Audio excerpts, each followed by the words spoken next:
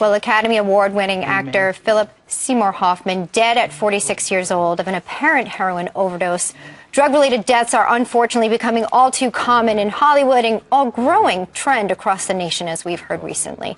Joining us now to discuss is Dr. Mehmet Oz. Doctor, thanks for being here and talking about this certainly sad news that we're hearing. Let's talk about addiction and actually medically what happens there, and specifically how heroin can affect the body, the brain, the heart, specifically for Well, addictions in general they're chronic, they're fatal, and they're often incurable. I mean, they have the survival rates that are very similar to having cancer. And a lot of us don't appreciate that, but I remember very distinctly anesthesiologists, of course, they have access to these kinds of drugs that I trained with, dying the night of our graduation by mistake, overdosing. So even if you think you know what you're doing, it's not that easy. And the biggest problem today is that the heroin that it was on the streets 30 years ago, that used to be made in kitchens in Harlem, it was almost impotent. I mean, it had very little power to it. The heroin today is 40 times stronger. And when you 40 times? 40 times Why? stronger.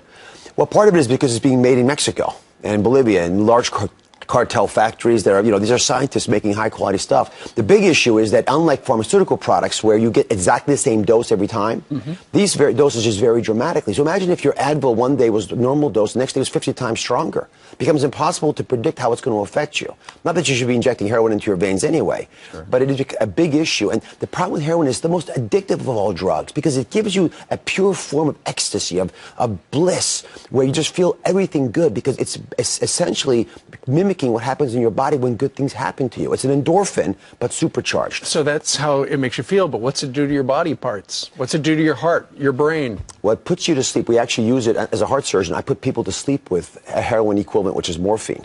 It's very powerful at getting you to sedate your respiratory process, to let you go completely.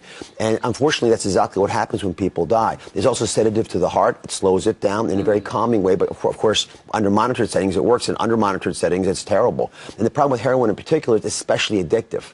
That's why we tend to use morphine, a cousin of it, in the hospital. Unfortunately, the big issue with everyone out there is even if you have an addiction, and we send celebrities in particular, but everyone goes off to rehab and they come back. I wish it was that easy. Most folks do relapse. It's so difficult to come back and crawl your way above. Because he was on it for a while, and then he was clean, and then I guess just in the last year, back on it. And there's a particularly bad batch out there now that's mixed with fentanyl, which is another powerful medication that's killed a bunch of people in the East Coast. He may have gotten a batch of that. I understand there were 4 packets found in the bathroom. Oftentimes addicts will walk around with 10 packets. So whether he'd gone through a bunch of them or he had a lot more that he was going to go through, who knows? But it's a tragic loss. And for the big message for everyone out there watching is if you have a loved one who's addicted, you have to assume that they will always be addicted. Continuing nudge them in the right direction is the only way you'll get them back. And it's remarkably impossible to predict. Dr. Oz, thank you. Great insight today. Thank you, my friend. We welcome all your words.